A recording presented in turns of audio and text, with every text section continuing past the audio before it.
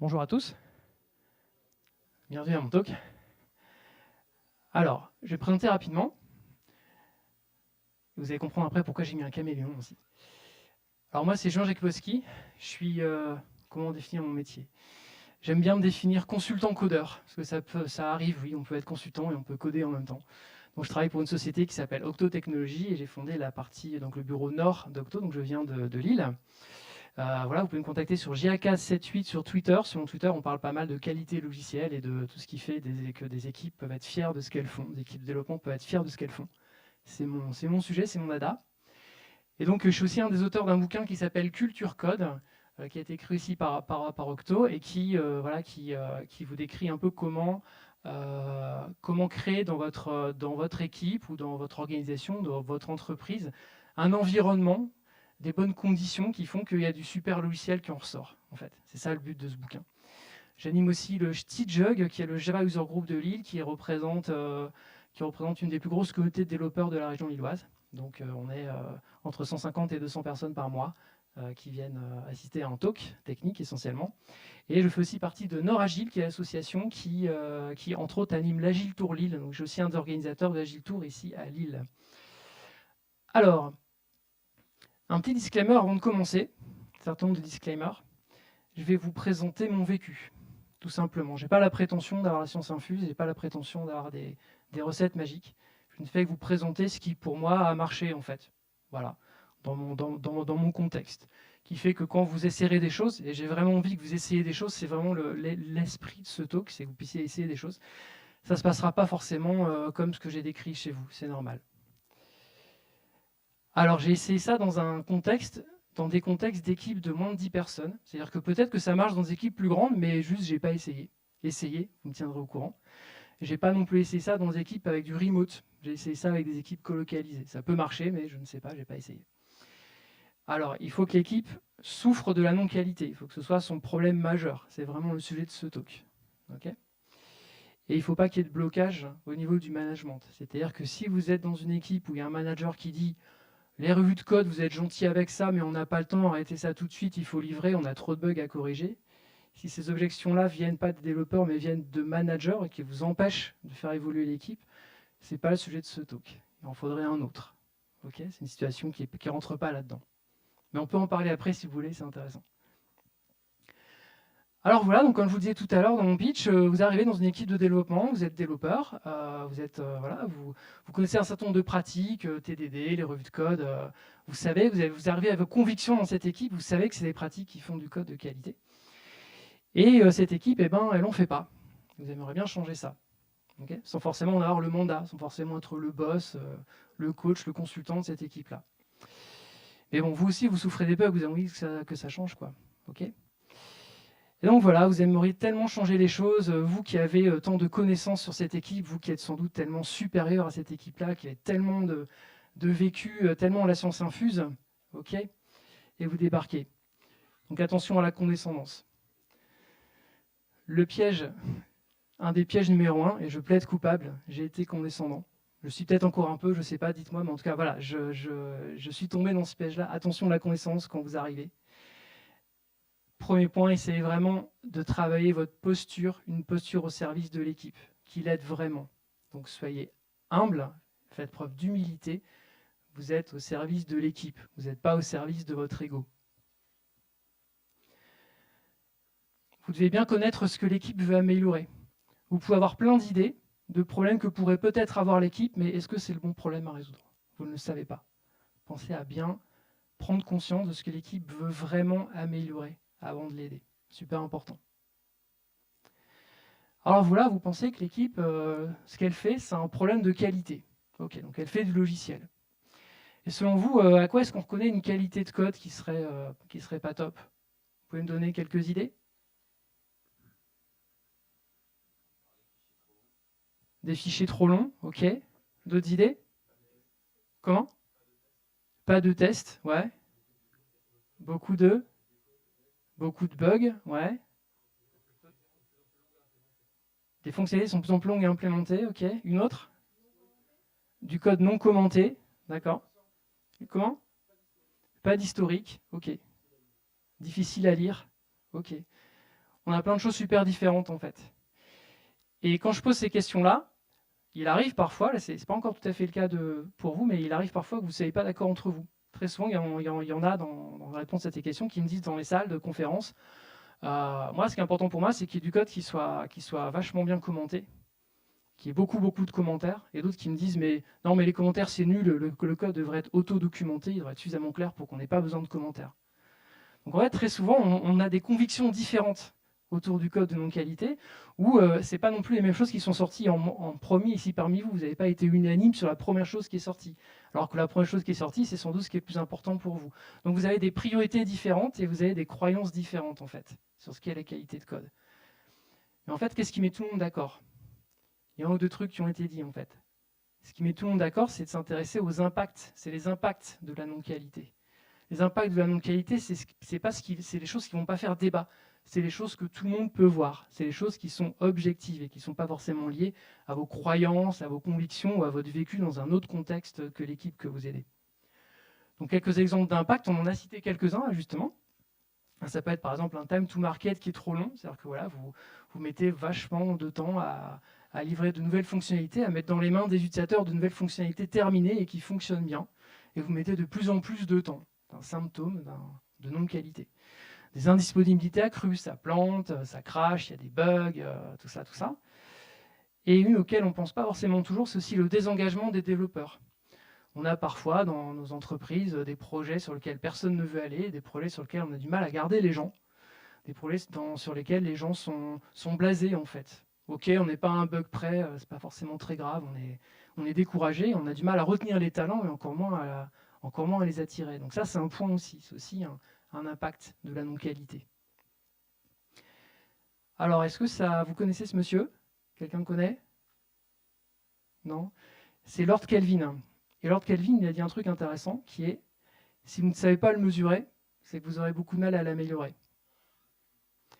Du coup, le point, ça va être comment mesurer en fait ces impacts de la non-qualité. Est-ce que vous avez quelques idées? Ah, pas d'idée. Il y en a une ou deux qui ont été citées pourtant. C'est ce qu'on voit. Donc, qu'est-ce qu'on peut voir et qu'est-ce qu'on peut mesurer? Plusieurs choses. On peut mesurer, c'est juste des exemples, mais en tout cas, c'est des choses qui se voient et qui sont objectives. On peut mesurer, par exemple, un nombre d'anomalies par fonctionnalité qu'on livre, par user story, par truc qu'on fait, par truc qu'on livre. On peut mesurer un nombre d'anomalies qui sont détectées avant une mise en prod, avant une livraison. On peut aussi détecter la vitesse à proprement parler, c'est-à-dire le lead time, en fonction de comment est-ce qu'on mesure. Ça peut être idéalement de l'idée, de l'idéation jusqu'à la mise en production. Ça peut être une mesure un petit peu plus sur des étapes un petit peu plus courtes. Mais l'idée, c'est ça. Pour moi, la qualité et la vitesse, ce n'est pas deux choses antagonistes, on est d'accord. La qualité permet la vitesse. Si vous n'allez pas vite, c'est peut-être parce que une mauvaise qualité vous en empêche. Parce qu'au lieu de livrer, au lieu d'ajouter de nouvelles fonctionnalités, vous êtes coincé sous les bugs. Parce qu'un code absolument imbitable que tout le monde a peur de faire évoluer, ça prend beaucoup de temps pour oser le faire évoluer et le faire évoluer de façon sécurisée. Beaucoup plus de temps que ce qu'on pourrait imaginer. Donc le lien entre la qualité et la vitesse, il est hyper étroit en fait. C'est deux facettes d'une même pièce, quelque part. C'est complètement lié. Donc ça, c'est intéressant. Il y a des gens qui mesurent aussi, pas forcément la qualité, mais qui s'intéressent uniquement à la vitesse. Et je trouve ça intéressant aussi comme approche. Alors moi, ce que j'aime bien quand j'arrive dans une équipe, c'est que je ne connais pas son contexte, en fait. C'est ce que j'admets, je ne connais pas son contexte. Donc pour ça, j'ai besoin de m'immerger dans l'équipe. J'ai besoin d'être vraiment dedans et d'avoir une phase que j'appelle d'observation et d'imitation, que je fais durer environ 2 semaines, enfin ça peut être un peu plus. Le but de cette phase, c'est de trouver les plus grosses douleurs de l'équipe. Pas les douleurs que j'imagine qu'elle aura demain, ou pas les douleurs que j'imagine qu'elle a, parce qu'elle ne fait pas des choses que moi j'ai l'habitude de faire. Non, les douleurs qu'elle a vraiment, en fait. Vous ne les savez pas au départ, vous ne les connaissez pas quand vous arrivez dans l'équipe. Donc pensez à bien les identifier en étant vraiment dans l'équipe. Et connaissez bien aussi le contexte qui a déjà été essayé et les blocages qui ont été rencontrés. Si vous êtes la personne qui arrive et qui dit « Allez, on va faire des tests automatisés tout de suite, ça ne va pas du tout cette histoire, vous ne faites pas de TDD », peut-être que l'équipe s'est déjà cassé les dents dessus, peut-être qu'il y a des vrais blocages et vous allez peut-être devoir les gérer en fait. Parce que ça peut être parfois difficile de faire du test dans certaines conditions, dans certains contextes. Donc cette phase d'observation et d'imitation, ce que je fais dedans, d'où le caméléon, c'est que je fais tout comme l'équipe et je tais mes réflexes. Moi, quand je suis dans une équipe, quand je code, dans mes standards à moi, je fais du TDD. Qui fait du TDD Alors, d'abord, pour qu'on sait qui est développeur, qui code à peu près au quotidien. Ok, super. Qui fait du TDD? D'accord. Des revues de code systématiques, c'est-à-dire que chaque ligne de code qui part en production a été revue par quelqu'un d'autre qui l'a écrit? Ouais. Ok, pas mal. Ça pourrait être plus. Super. Donc voilà, on a un certain nombre de réflexes. Moi, je fais du TDD, c'est mon réflexe. Et je vais m'abstenir d'en faire au départ. J'ai vraiment besoin de comprendre comment l'équipe fonctionne, quelles sont ses habitudes. Et pour ça, je vais ce que j'appelle taire mes réflexes et faire exactement comme l'équipe. Donc ça me fera un petit peu de mal de ne pas coder en TDD. Ça va me stresser un petit peu de ne pas faire revoir mon code, mais si l'équipe ne fait pas de revue. Mais je vais faire comme ça, vraiment comme l'équipe, pour vraiment m'imprégner de ça, de la façon dont elle fonctionne, pour vraiment bien comprendre la base de départ avant de pouvoir proposer des améliorations. Sinon, ça ne sert à rien, ça ne marche pas. Et donc pour ça, je vais avoir des choses qui vont être extraites de cette phase-là, en fait. Je vais avoir des fiertés et des douleurs, donc des choses dont l'équipe est fière, qu'elle trouve qu'elle fait bien, et des choses que l'équipe trouve qu'elle ne fait pas forcément très bien. Et je vais pouvoir aussi identifier des symptômes d'une qualité peut-être pas au top, et des dixits aussi, qui vont être super intéressants à exploiter plus tard. Donc quelques exemples de symptômes. Par exemple, c'est des symptômes qui sont extraits d'une conférence de mon ancien collègue Damien Beaufils qu'il a donné à Devox, qui parle du tech leading. Donc par exemple, des commits le soir ou bien la nuit. Ça peut être, on s'y prend à 5 fois avant de livrer quelque chose qui marche à la fin de cette itération. Un symptôme. Ça peut être, on a de plus en plus de bugs. Ça augmente, ça augmente, ça augmente, et c'est pas sous contrôle. Des symptômes. Il y a aussi des dixits. Donc ça, certains doivent vous parler. Je vais entendre des petits rires, ça sent le vécu. Donc voilà, le build est rouge, mais c'est normal, relanceuse, ça devrait passer. Ou bien, t'es gentil avec les tests unitaires, tu nous as montré ça dans un coding dojo, mais dans la vraie vie, sur mon projet, ça va pas marcher, en fait. Etc., etc. On connaît. Et donc, après cette phase d'imitation et d'observation, vous allez avoir 10 000 idées, en fait. Je pourrais faire plein de trucs avec cette équipe. On pourrait faire plein de trucs. On pourrait enfin passer à Git, on pourrait faire du TDD, on pourrait avoir des standards partagés, on pourrait faire du pair programming, on pourrait faire plein de trucs. Par où commencer? Moi, pour ça, je vous propose un truc un petit peu basique, une sorte d'algorithme. Vous êtes nombreux à être développeurs, vous allez aimer ça.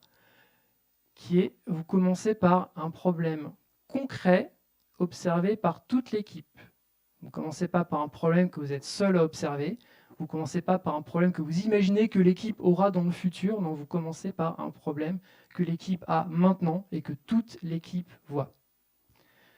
Ce problème, par rapport à l'expérience que vous avez et par rapport à l'expérience qu'a l'équipe, vous pourrez être amené à proposer une amélioration pour essayer de résoudre ce problème.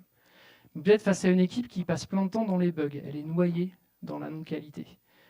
Personne ne voudra payer un chantier de réécriture de tout le code ou un chantier d'ajouter plein de tests sur une base de code existante.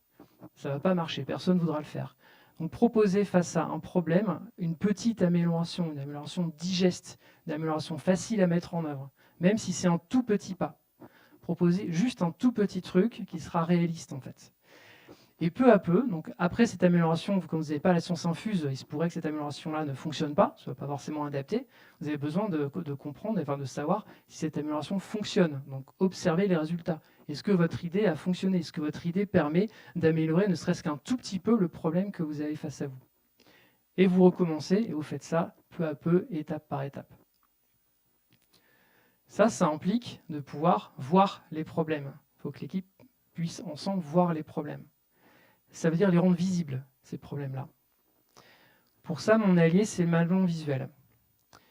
Alors, je vais vous faire c'est une définition du management visuel, c'est pas forcément la définition, mais en tout cas, la façon dont j'utilise le management visuel, comment moi je vois les choses dans cette problématique-là, comment est-ce qu'il m'aide, c'est que le principe, c'est que je vais choisir un mode de représentation volontairement qui va faire en sorte que les défauts deviennent visibles, en fait, rendre visibles les problèmes. Dans cette suite de nombres que vous avez là, en figure 1, vous avez une suite de nombres entre 1 et 50, sauf qu'il manque le nombre 23. Vous n'avez aucun moyen de le voir. Alors que si je choisis volontairement la deuxième représentation, celle de droite, vous allez avoir un trou ici, entre 22 et 24. Vous voyez tout de suite qu'il manque le nombre 23. parce que j'ai choisi une représentation, en triant les nombres et en les organisant par colonne, j'ai choisi une représentation qui fait en sorte que ce défaut-là il soit super visible, en fait. C'est ça que j'ai fait. Donc le maniement visuel doit m'aider à ça, en fait. Donc exemple, le maniement visuel, ben, vous avez tous un Jira, un truc comme ça, j'imagine, qui peut être en mesure de vous sortir des graphes comme ça, donc un stock de bugs. Un stock de bugs que vous pouvez afficher sur votre plateau projet, sur les murs, le rendre visible pour savoir où on en est.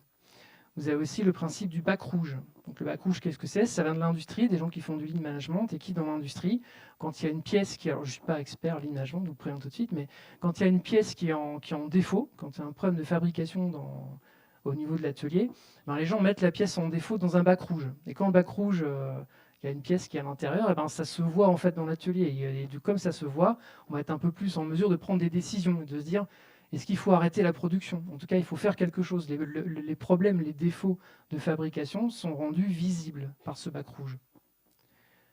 Dans le monde du logiciel, et quand vous bossez en agile, en général, vous avez des boards un peu comme ça sur vos murs. Qui a un board un peu comme ça sur son mur avec des post-it, des colonnes, tout ça?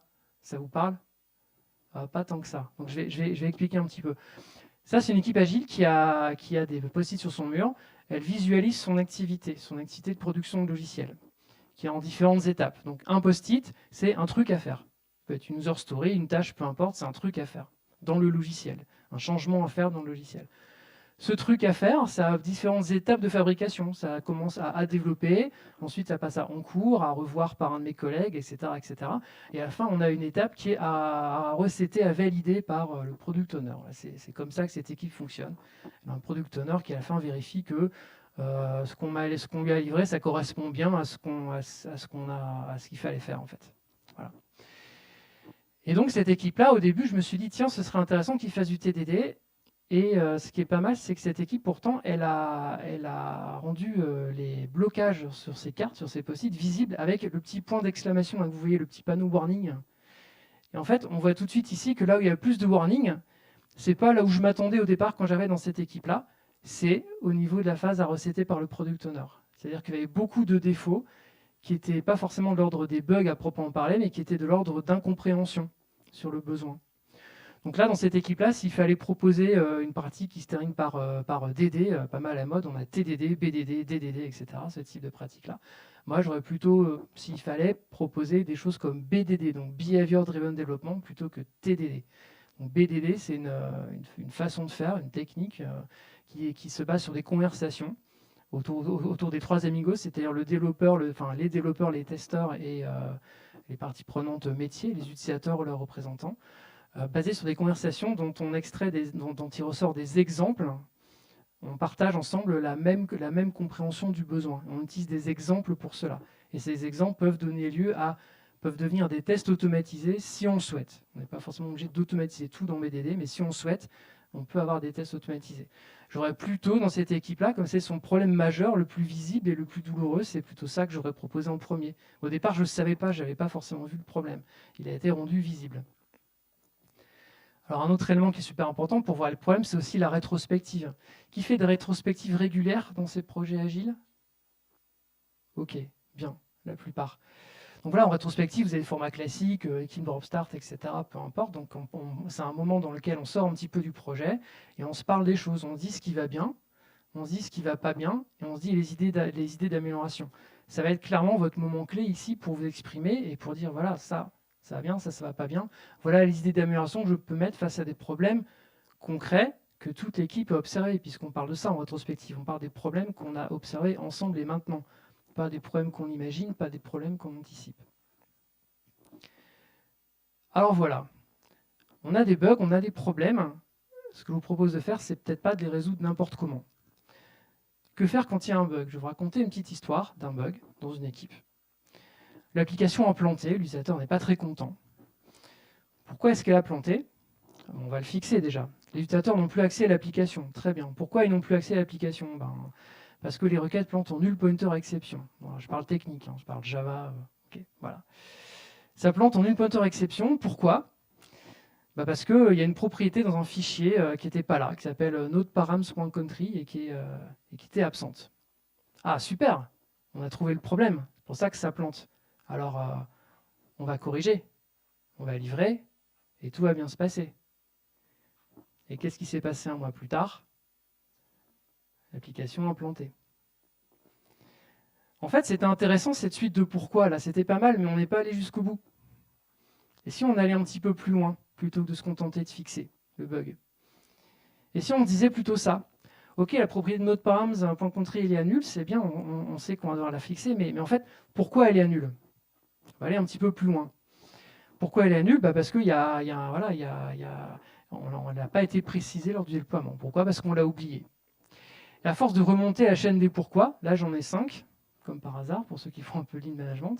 Ça peut être 6, ça peut être 4, ça peut être 12, enfin j'en sais rien. Ça peut être multicausal, peu importe. L'important c'est de se poser un certain nombre de pourquoi pour essayer de remonter la chaîne et d'obtenir la cause racine. Et une fois qu'on a obtenu la cause racine, on peut avoir une opportunité d'amélioration, c'est-à-dire de contre-mesure, pour éviter que ce type de problème-là se reproduise de nouveau. Donc, exemple de contre-mesure ici, vous vous souvenez, on parle de petite amélioration, donc on n'a pas automatisé tout le déploiement et fait 10 000 scripts de vérification, c'était beaucoup trop gros. Qu'est-ce qu'on a fait? On a fait une bonne vieille checklist, papier, qu'on a mis sur le mur, là où il y avait le board ici.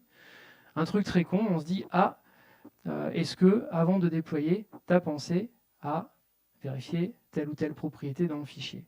C'est un bout de papier, ça se colle sur un mur, c'est tout simple, c'est pas cher, et de fil en aiguille, on a alimenté comme ça une checklist au fur et à mesure des déploiements. Et on faisait beaucoup moins d'erreurs depuis. C'est un exemple. Autre exemple un petit peu plus proche du code, cette fois-ci. Bon, là, je parle aussi technique. Donc voilà, les clients ne reçoivent plus de devis par mail. Donc on continue la chaîne de pourquoi. Pourquoi? Parce que il y avait un worker, donc un programme qui n'envoyait plus les mails. Super. Parce qu'il ne tournait plus, il plantait. En fait, il y avait du code qui devait transformer une chaîne de caractères en date et ça ne marchait pas. Parce que le développeur, il a appelé une méthode qui s'appelle send, et qui a un argument body et sendDate, et il a inversé l'ordre des arguments. Donc le truc qui a voulu interpréter une date, il n'a pas vu une date, il a vu le corps du message à la place. Ok, on pourrait se dire, on n'a qu'à fixer, et puis réinverser l'ordre des arguments, et puis c'est bon, on livre, et c'est prêt. Non, on va continuer les pourquoi. C'est pas suffisant. Pourquoi le développeur a fait cette erreur? Pourquoi il a inversé les arguments? Parce qu'il ne s'est pas aperçu de ça, en fait, il n'a pas eu de feedback sur ça. Au moment où il a codé, il n'y a rien qui lui a donné un feedback, il n'y a rien qui l'a alerté sur le fait que ça posait problème. Exemple de contre-mesure qu'on a choisi, on aurait pu en choisir d'autres. La contre-mesure qu'on a choisie, c'est d'abord, en un premier niveau, c'est de donner un type à l'argument sendDate. Comme ça, si on inverse l'ordre des arguments, si on fait le même type d'erreur, cette fois-ci, ça ne compilera pas, et le développeur, dès qu'il écrit cette erreur-là, il a un feedback direct, court, et cette erreur ne se produira pas. Il y a un détrompeur qui l'empêche de faire cette erreur-là de nouveau. Et c'est aussi le moment de parler de choses qu'on pourrait aller beaucoup plus loin. Cette erreur-là, on l'aurait sans doute pas faite si on avait, j'imagine, si on avait des codes review de qualité. Cette erreur-là, on l'aurait sans doute pas faite si on avait certaines phases de test, même des tests manuels qui vont bien, mais encore mieux des tests automatisés. Cette erreur-là, on l'aurait sans doute pas faite si on avait des standards de code partagés. On se dit tous ensemble en équipe, est-ce que c'est acceptable? Est-ce que tous ensemble en équipe de développement, on accepte d'écrire des méthodes qui ont des arguments qui ne sont pas typés? Est-ce que ça fait partie de nos standards? Est-ce qu'on n'a pas la possibilité de les faire évoluer? Quand vous arrivez dans une équipe, vous allez avoir 10 000 idées pour les inciter à faire évoluer les standards. Mais en fait, ce que je vous conseille de faire, c'est vraiment de partir des problèmes que vous avez déjà. C'est beaucoup plus simple. D'où cette approche-là. L'idée, c'est vraiment de pouvoir vous nourrir des problèmes qu'a vraiment l'équipe pour proposer des améliorations. Ok? Alors, il y a un certain nombre de pratiques de développement de qualité dont je vous ai parlé.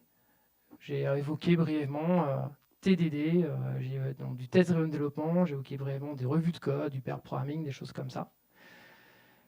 Comment je les introduis? En fait, l'idée, c'est de choisir son combat. Vous ne pourrez pas toutes les introduire. Donc il y a des pratiques qui, dans un certain contexte, sont simples à mettre en œuvre, et des pratiques qui sont peut-être plus difficiles. Il y a des pratiques qui se basent sur un problème, qui peuvent résoudre un problème douleur que toute l'équipe observe, et des pratiques qui vont plutôt adresser des douleurs que vous anticipez, que vous imaginez. Ça ne va pas être la même chose. Ce que je vous incite à faire, ce qui a bien marché pour moi, c'est de choisir votre combat de cette façon-là. Vous avez une pratique qui est simple à mettre en œuvre maintenant dans ce contexte-là et qui résout, vous le pensez en tout cas, une douleur réelle et observée par toute l'équipe, vous l'essayez maintenant. Vous faites face à un mur, c'est-à-dire que vous avez une vraie douleur, mais ce qu'il faudrait vraiment faire pour la corriger, c'est vraiment compliqué, c'est vraiment lourd. posez-vous la question de « Ok, c'est vrai, il y a beaucoup de boulot, mais qu'est-ce que je pourrais faire comme premier pas? Qu'est-ce que je pourrais faire comme tout petit truc pour avancer ?» Et si c'est une douleur que vous anticipez, choisissez votre combat. N'essayez pas de la résoudre tout de suite, vous avez des douleurs réelles à résoudre d'abord. Ok ? Donc comment j'introduis chaque pratique? Je pars de problèmes observés par toute l'équipe qui me donnent des opportunités à chaque fois de proposer des choses, des changements, des façons de travailler différentes. J'essaie d'être le plus exemplaire possible. Par exemple, si je propose des revues de code, je ne vais pas demander aux gens de me montrer leur code. Je ne vais pas commencer par ça. Je vais commencer par demander aux gens de revoir mon code. Je vais commencer par moi donner l'exemple, par moi me mettre un petit peu en danger, entre guillemets, parce que se faire revoir son code dans une équipe qui n'a pas l'habitude, ça peut être un peu stressant. Ça peut être vu comme étant un peu inquisiteur, un peu violent, ça peut être un petit peu ça. Donc je vais être exemplaire et je vais vraiment commencer d'abord par moi. Et l'idée, c'est aussi d'arriver à se faire des alliés, ce que j'appelle les first followers. Donc, les first followers, c'est quoi le principe? C'est, vous êtes tout seul au début, vous êtes la seule personne qui fait du TDD, vous êtes la seule personne qui demandait à revoir du code, etc., etc. Et puis peu à peu, quand vous commencez à avoir ne serait-ce qu'une deuxième personne de l'équipe qui est avec vous, à partir de là, une deuxième personne qui fait comme vous, à partir de là, il y a un truc souvent magique qui se passe, c'est que ça a beaucoup d'influence. La première personne qui vous suit va vraiment créer souvent une bascule qui fait que le reste de l'équipe va suivre beaucoup plus facilement. L'idée, c'est d'arriver à trouver votre first follower sur telle ou telle pratique et de vraiment le cultiver pour que ça fonctionne bien. N'oubliez pas de communiquer sur ce que vous faites. Sinon, comment vous allez avoir vos followers? Donc, communiquez au niveau de l'équipe. En rétrospective, vous pouvez dire, voilà, on a fait une revue de code, et on a eu des résultats lors de cette revue de code. Communiquez-le. On a trouvé 3 bugs. Super. Communiquez là-dessus. Vous pouvez dire aussi, voilà, quelqu'un peut dire, j'ai apprécié, j'ai essayé le pair programming, j'ai apprécié de coder un petit peu avec Julien, c'était cool. Ça peut être plutôt qualitatif aussi comme retour, comme communication. Les rétrospectives aussi sont évidemment un élément clé par rapport à ça. Si vous n'avez pas d'espace dans lequel vous pouvez sortir un petit peu du projet et discuter des problèmes ou des choses qui vont bien et des idées d'amélioration, ça ne va pas aller. Même si ce n'est pas une rétrospective, mais que c'est juste des discussions à la machine à café, des déjeuners, je ne sais quoi, si vous n'avez vraiment aucun moment pour faire ça, vous êtes foutu. Ce serait plutôt l'étape 0, en réalité, d'arriver à faire ça dans l'équipe. Même un petit pas, même une pause café, peu importe, un moment où on parle des problèmes, des choses qui ne vont pas, des choses qui vont bien et de comment améliorer la situation. Néanmoins, malgré mon algorithme, entre guillemets, que je vous ai présenté, j'ai tendance, on va dire que spontanément, ce sont plutôt des pratiques collaboratives qui viennent en premier. Alors, par pratique collaborative, qu'est-ce que j'entends? J'entends des pratiques où on code ensemble, des pratiques où on communique ensemble autour du code. Donc, par exemple, des revues de code, classiques, du pair programming aussi. Le pair programming, qui en fait régulièrement? Du pair programming? Super. Le but du pair programming, c'est quoi? C'est en fait tout simplement, vous êtes à 2 à coder une fonctionnalité. Au lieu d'être tout seul, ensuite de la faire revoir par quelqu'un, vous êtes à 2. Vous la codez en même temps sur le même clavier. C'est ça le pair programming. Ou des live coding, des dojos, des présentations, des choses comme ça. Tout type de pratique, de moments où on peut échanger ensemble sur du code, sur nos standards et sur des bugs. Et donc pourquoi est-ce que ces pratiques-là viennent souvent en premier? La raison numéro 1, c'est qu'elles ont tendance à trouver beaucoup plus de défauts. Une passe de revue, ça peut être 60 à 70% des défauts. Une passe de test, on est plutôt de l'ordre de 30%. Donc voilà, ces pratiques-là sont efficaces à court terme. C'est ça qui est vraiment sympa. C'est pour ça qu'on a tendance à les faire venir en premier. Elles sont parfois difficiles, mais il y en a qui sont un petit peu plus faciles à mettre en œuvre. J'en parle juste après. Vous vous souvenez, le petit pas, la petite amélioration.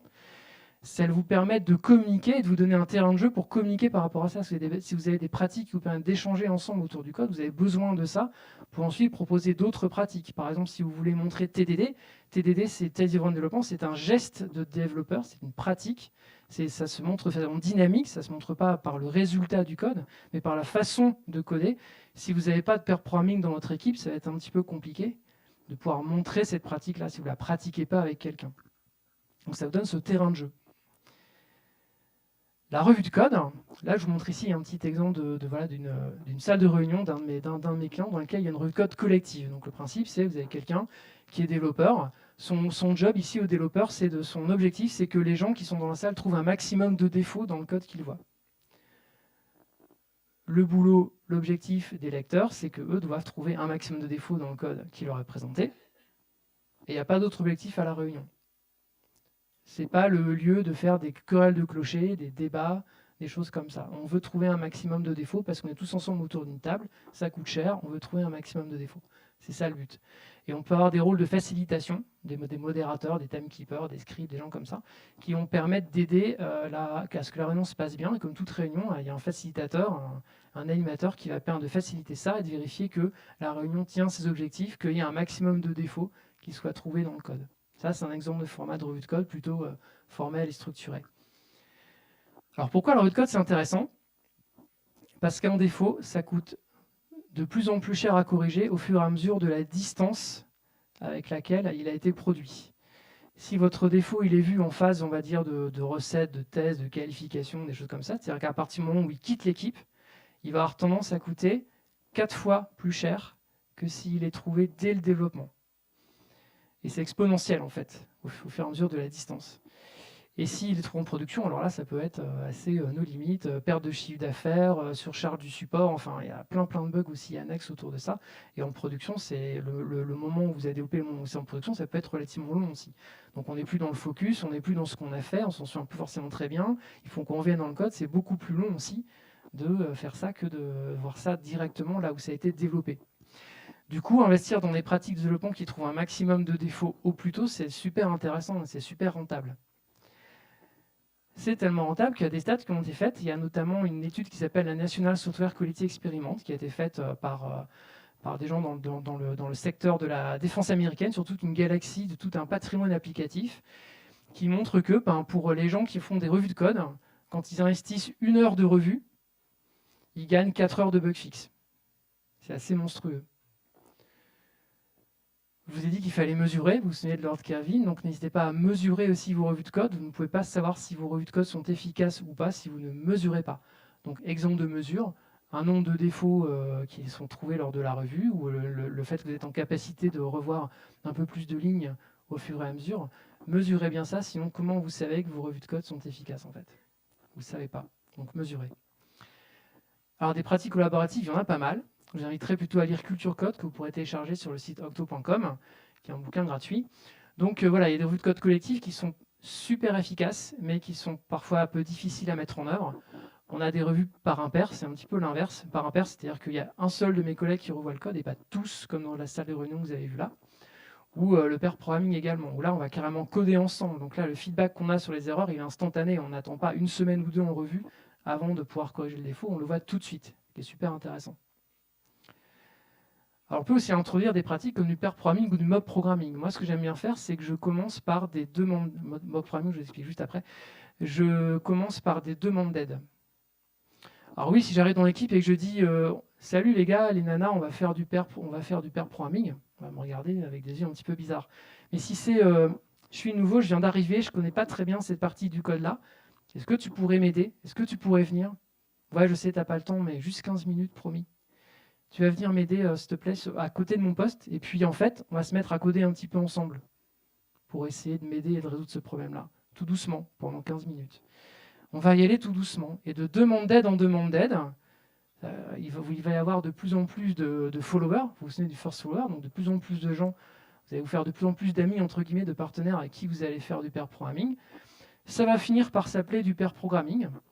Le mot va finir par sortir, par être lâché. Vous allez en faire de plus en plus, ça va devenir de plus en plus une habitude, de plus en plus naturelle au fur et à mesure. Et puis après, l'étape ultime, c'est de faire du mob programming. Qui fait du mob programming? Ah, on est 2. Ok. 3. Super. Le mob 4. Le mob programming, c'est comme du pair programming, mais ce n'est pas 2 développeurs qui codent ensemble sur la même chose, c'est toute l'équipe de développement qui code ensemble sur la même chose. Ça peut sembler surprenant, il peut y avoir beaucoup d'objections, mais comment ça se fait? Pourquoi je ne pourrais pas paralléliser, j'irais tellement plus vite? Ce sont des croyances qui ne sont pas forcément tout à fait vraies. Il y a plein de talks qui en parlent, je vous inviterai à les voir. En tout cas, le mob programming, c'est vraiment super, ça me semble l'étape ultime à atteindre dans la collaboration, dans les pratiques collaboratives au sein d'une équipe. Alors voilà, il y aura des objections. Chez moi, ça va être compliqué de faire des tests, revoir du code, c'est trop cher. Enfin, on a pas mal d'objections en fait qui sont Derrière ces objections-là, il y a des croyances. Et face à des croyances, qu'est-ce que moi je mets? Face à des croyances, je mets deux choses. Je mets des faits, j'essaie de rentrer la conversation le plus possible, de rentrer vers factualiser les choses, et aussi d'aller de plus en plus vers l'essai. Tu crois que c'est difficile? Et si on essayait? Ouais, mais j'ai pas le temps. Et si on essayait seulement un quart d'heure et qu'on vous regarde où ça nous mène? La time box. Ça, c'est super intéressant. Ça marche plutôt bien. Donc voilà, exemple d'objection. Par exemple, pendant qu'on revoit le code, on ne code pas. Donc quand on ne code pas, on perd du temps. D'accord? Ok, mais c'est bien, mais combien de défauts est-ce qu'on a évité en contrepartie? Soyons un peu plus factuels. Combien de temps ça me prend? Combien de temps ça prend de corriger tous ces défauts-là? Guidons la conversation vers le factuel face à des croyances. Autre croyance, coder à deux, c'est aller 2 fois moins vite. Moi, j'ai vu aucune mesure qui allait dans ce sens. À titre personnel, j'ai jamais observé ça. On n'est pas des machines. On ne va pas 2 fois moins vite en codant à deux. Voilà, c'est des choses sur lesquelles il faut arriver à essayer, à vraiment guider vers le factuel. Une autre objection qui est rarement exprimée de façon aussi explicite, mais qui est une vraie objection, même si elle est rarement dite, rarement avouée, c'est que quand on va critiquer mon code, quand on va le revoir, on va critiquer mon code, et peut-être que critiquer mon code, c'est me mettre en danger. Peut-être qu'en critiquant mon code, on va me critiquer moi, on va mettre en danger, on va challenger ma compétence. Alors, là, je vous montre un poster qui s'appelle « Dur avec le code et doux avec les gens », qui est un poster qui est affiché dans la salle de réunion de revue de code que je vous ai montré tout à l'heure. Donc, quand il y a des paroles qui ne sont pas adaptées, des paroles qui ne sont pas focalisées sur l'objectif de la réunion de trouver des défauts sur le code, on a ce petit poster, en rappel, l'animateur l'utilise. Et donc voilà, l'idée, c'est vraiment de surveiller son langage. Donc la cible d'une remarque en revue de code, ça n'est pas la personne, alors que c'est vite arrivé, c'est le code. Donc on ne va pas dire « tu as fait une erreur ». La cible, c'est pas toi. La cible, c'est ton code. On va dire, s'il y a un bug quand on met une chaîne là de vide et ça va planter. C'est le sujet, c'est le code, c'est pas la personne. Autre exemple, qui est ici le sujet du code, mais c'est ton code, c'est de la merde. Alors, j'ai déjà entendu ça en revue de code, super, mais qu'est-ce que je fais de cette information en fait? Comment je l'exploite? Qu'est-ce que je change? Rien. J'aurais préféré entendre des choses comme, je vois une méthode de plus de 30 lignes et c'est pas nos standards, on avait dit 10 lignes maximum. Ça, le sujet, c'est le code, c'est factuel et c'est actionnable. Donc, surveillez votre langage en revue de code et recadrez les choses. Comment commencer? Donnez l'exemple. Donc, mettez-vous en danger, vous, en premier, en fait. Faites d'abord revoir votre propre code. Et quand vous revoyez le code des autres, travaillez votre feedback. Il y a des outils qui existent de CNV, donc de communication non violente, que je vous incite à vous renseigner là-dessus. Travaillez votre feedback, entraînez-vous sur le code et pas sur la personne, etc. etc. Entraînez-vous devant votre miroir. Ça va être vraiment important. La revue de code collectif, c'est vrai que c'est puissant, mais ça peut être quand même assez difficile au début. Donc j'aime bien commencer par petites étapes et ne pas introduire tout de suite la revue de code collective. Je me limite un petit peu. Et si déjà on a des revues de code pair à pair, de personne en personne, c'est déjà pas mal. Juste pour clarifier, moi ce que j'entends par revue de code, c'est pas on se parle par pull request interposé ou par Jira interposé. Hein, c'est pas ça pour moi une revue de code. Une revue de code, pour moi, dedans, il y a une conversation qui me permet d'appliquer ces outils-là, entre autres. On se parle face à face ou avec des outils de remote ou peu importe, on se parle, on discute du code. Ok ? Alors il y a TDD aussi, comment commencer TDD? Je vais manquer un petit peu de temps que j'ai passé très rapidement. L'idée c'est vraiment de montrer le geste. Donc c'est plus facile avec un minimum de pratique collaborative. Si vous n'avez pas d'abord un minimum de pratique collaborative, vous aurez beaucoup de mal à en introduire d'autres. Sur du code existant, vous n'allez pas réussir à ajouter plein de tests automatisés sur du code existant. Personne ne va payer pour ça, c'est une étape beaucoup trop grosse. Par contre, pour chaque problème, pour chaque bug, vous avez l'opportunité d'ajouter un test pour éviter que le bug se reproduise. Vous vous souvenez de la contre-mesure, les 5 pourquoi, etc. C'est une façon aussi d'introduire des tests automatisés sur du code existant qui n'a pas forcément été prévu pour. C'est vrai que sur le code existant, ça peut être un peu difficile, mais il y a des techniques qui existent. Sur le code neuf, par contre, on peut le faire systématiquement en TDD. Alors là, on me demande de coder moi une fonctionnalité, je le fais en TDD. Ok, je montre l'exemple. Alors voilà, quelques objections sur les tests, je les passe très très rapidement. Écrire des tests, ça prend trop de temps. Qu'est-ce qu'on met en face? Combien de temps coûtent les bugs? Les tests et des bugs manuels, combien de temps ça coûte? Ça prend trop de temps d'ajouter des tests sur tout le code qu'on a déjà. C'est vrai, c'est pour ça qu'il faut le faire évolution par évolution, morceau par morceau.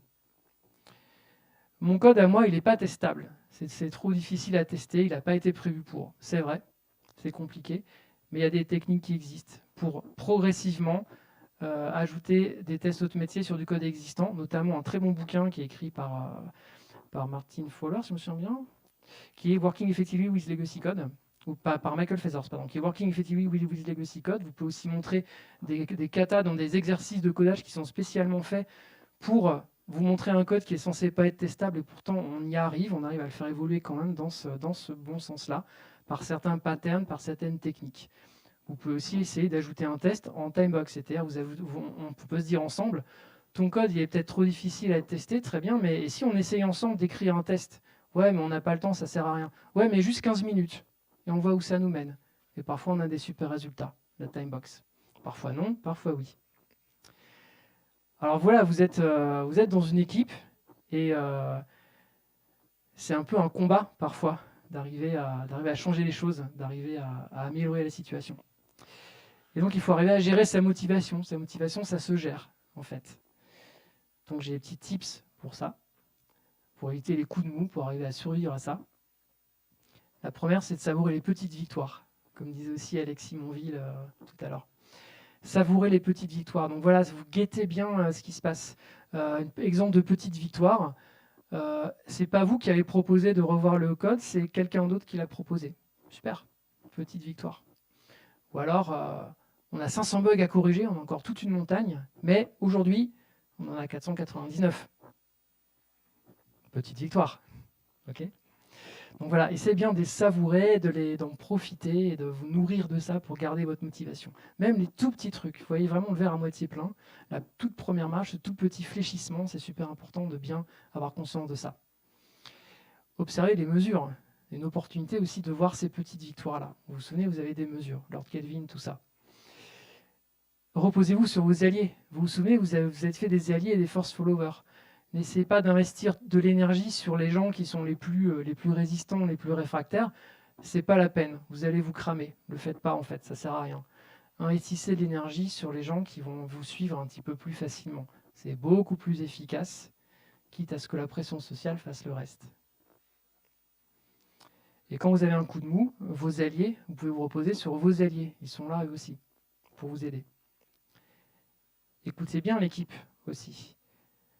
Parfois, une pratique vous proposez, elle n'est pas suivie. Les gens ne le font pas. C'est vrai. Peut-être que la pratique n'est pas forcément bien intégrée. Peut-être que vous êtes allé trop vite. Peut-être que vous n'avez pas forcément très bien accompagné, très bien formé les gens. Peut-être aussi que ce n'était pas la bonne pratique. Elle n'a peut-être pas d'impact attendu. Peut-être que vous êtes planté. Vous n'auriez peut-être pas dû introduire cette pratique-là du tout, ou pas à ce moment-là. Peut-être qu'elle ne résout pas un vrai problème de l'équipe. Peut-être que les gens ont raison, en fait, de ne pas adopter cette pratique-là. C'est vous qui vous plantez. Soyez humble par rapport à ça. Et quand une équipe n'adopte pas une pratique tout de suite comme vous l'auriez aimé, il ne faut pas forcément voir ça comme un échec. Il faut le voir aussi comme une information utile.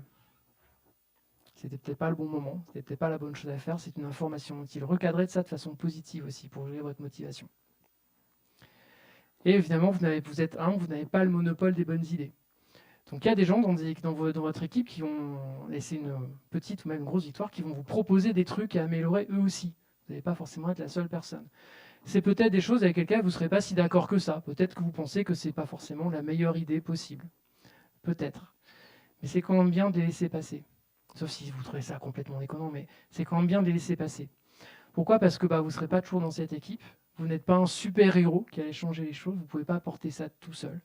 Vous avez besoin que l'équipe crée une dynamique d'amélioration continue par elle-même et pas tout porter tout seul comme un super-héros. Donc encouragez vraiment les changements qui viennent de chacun. Alors pour conclure, les idées clés, attention à votre posture. Vous êtes en posture au service de l'équipe, des objectifs de l'équipe, des vrais problèmes qu'elle a. Proposez des améliorations, mais des améliorations pas à pas, des petites améliorations à partir de problèmes que vous observez tous ensemble réellement, pas des problèmes que vous anticipez, pas des problèmes que vous imaginez, pas des problèmes que vous êtes seul à voir. Ne vous contentez pas de fixer un bug, de fixer un problème. Souvenez-vous, les 5 pourquoi, les contre-mesures, c'est super important. Chaque problème, chaque bug est une opportunité de proposer des améliorations aux pratiques de développement de qualité. Et la revue de code et le pair programming et toutes sortes de pratiques collaboratives sont super puissantes, c'est bon, mangez-en. Alors voilà, ces pratiques de dev, c'est des choses qui ne s'inventent pas, qui ne s'apprennent pas forcément tout seul. Pensez aussi à vous former, à vous faire accompagner. Des boîtes font ça très bien. Et j'aimerais vraiment que vous puissiez me tenir au courant de vos essais. C'est-à-dire que là, mon intention après ce talk-là, c'est que vous ayez envie d'essayer des choses chez vous sur votre plateau projet en revenant de cette conférence-là. Je serais vraiment super intéressé que vous puissiez me tenir au courant de vos essais. Donc pour ça, restons en contact sur mon Twitter JAK78 ou sur mon email jja@octo.com. Voilà, merci beaucoup.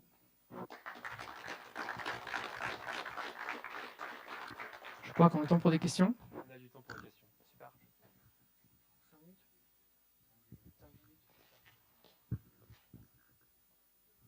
Des questions?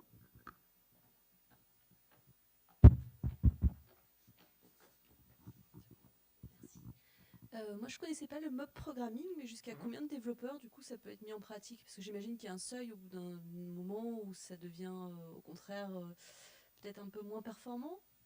Alors, je ne sais pas s'il y a un seuil limite comme ça en valeur absolue. Non, bien sûr. J'en ai fait à 7. C'est le max où je suis monté. J'imagine qu'il y a des gens qui ont fait à plus. S'il y a des témoignages ici dans la salle. Mais voilà, j'ai fait à 7, 8. Alors, au début, le mob programming, c'est pas performant du tout en fait. Au début, c'est un gros fail, on livre rien, c'est la cata. Donc ça se passe comme ça, hein, clairement, pour être clair. C'est quelque chose qui doit s'animer correctement. Il y a des façons d'animer, de faciliter un mob programming, c'est des choses qui s'apprennent. L'idée, c'est d'arriver à passer un peu ce cap, et on fait ça plutôt bien à 7 personnes, ouais. Peut-être plus, ça, je sais pas.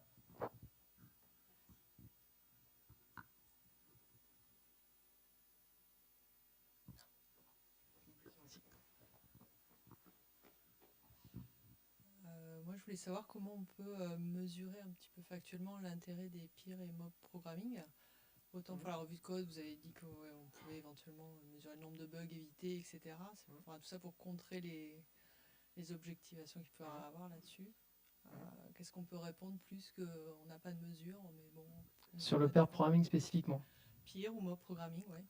J'ai pas de mesure là-dessus, pour le coup. J'en ai en revue, c'est beaucoup plus facile. Ouais. Mais en pair programming, non, j'ai pas de mesure à proprement parler. Si on a dans la salle qui ont peut-être, mais j'ai pas trouvé comment. Ah, super. Avant, il n'y avait pas de test sur les et les développeurs voulaient faire test, soi-disant parce qu'ils n'avaient pas la connaissance pour le faire. Il n'y en avait qu'un seul qui les faisait. Et en fait, on a fait un mot programming. Ça leur a permis de montrer qu'on pouvait le faire. Donc déjà que tout le monde pouvait apprendre à le faire. Et à la fin, au lieu d'avoir qu'un seul développeur qui était capable de le faire, il y en avait 4. D'accord, ouais. Plus le partage de connaissances. Okay. L'objectif que tu t'es fixé. Super. Merci. Sur le pair programming, il faut regarder le lead time, le temps de l'idée au moment, non pas où tu mets en prod, mais au moment où tu changes de sujet. Il y a des situations où livrer une feature génère des anomalies.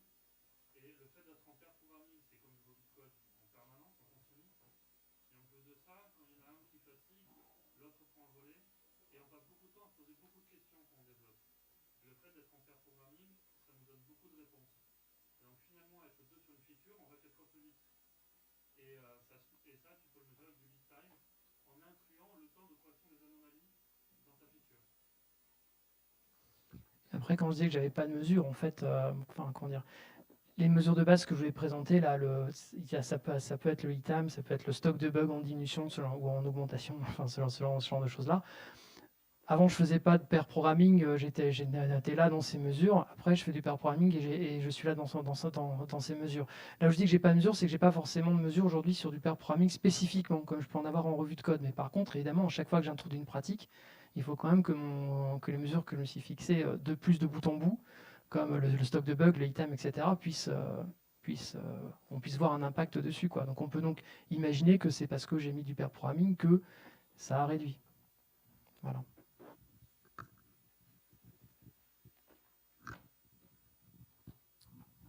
Est-ce que tu as vu si certaines pratiques, je pense surtout à la revue de code, elles sont efficientes au début et elles perdent en efficience dans le temps? Par exemple, j'ai vu moi sur un projet, de la revue de code au début, ouais, on trouve plein de bugs. Il y a une montée en compétence de toute l'équipe. Maintenant, les revues de code servent beaucoup moins, on repère beaucoup moins de bugs là-dessus. Sans doute, il y a moins de bugs dans l'appli, mais C'est une possibilité. Est-ce que toi, tu laisses tomber au bout d'un moment certaines pratiques ou tu continues? Alors, je vais avoir du mal à laisser tomber la revue de code parce que, en fait, en revue de code, il n'y a pas que les bénéfices de trouver un maximum de défauts. Il y a aussi les bénéfices indirects à la revue de code. Quand on fait des revues de code, surtout des revues de code collectives, comme on l'a vu là, c'est aussi une occasion de se partager ensemble nos standards. C'est-à-dire quelque chose qui est acceptable pour un développeur dans l'équipe n'est pas forcément pour un autre développeur dans l'équipe. Donc on a des moments où ces échanges-là, moi je ne les fais pas pendant une revue de code collectif, ce n'est pas l'objectif, mais je peux quand même toper les moments où on n'est pas d'accord sur les standards. Moi je laisse passer une méthode send avec 2 strings, et toi non. Qu'est-ce qu'on fait? On se pose le facilitateur, le modérateur pose la question de c'est quoi les standards de l'équipe en fait. On voit qu'il y a un défaut qui est vu dans la revue, mais qui n'est pas un défaut de type bug ou incompréhension. Il y a aussi des incompréhensions fonctionnelles qui peuvent arriver en revue. Mais c'est un défaut de type, finalement, on n'est pas aligné en équipe sur un standard. Pour ça, rien que pour ça, maintenir le revue de code, c'est vraiment intéressant aussi, quoi.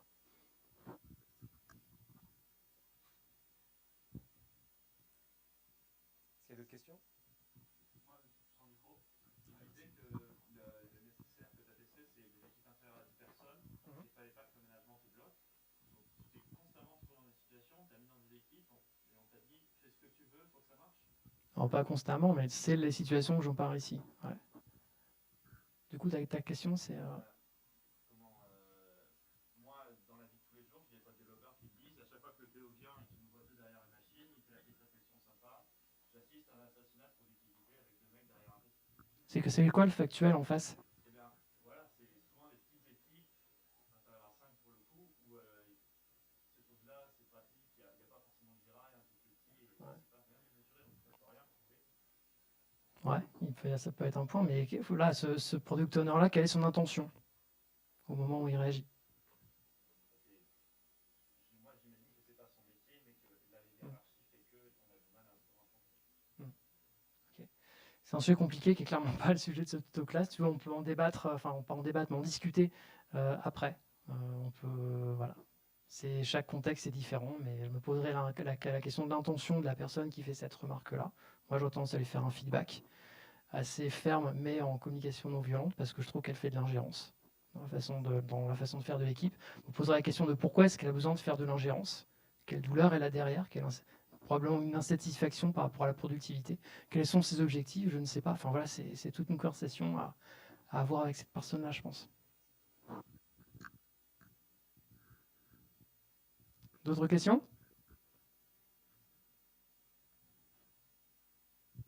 Niveau timing, on est bien? C'est bon, on est bon au niveau timing, donc il y a encore 5-10 minutes de pause avant le prochain talk de Xavier Détan qui est là. Super, merci. Merci.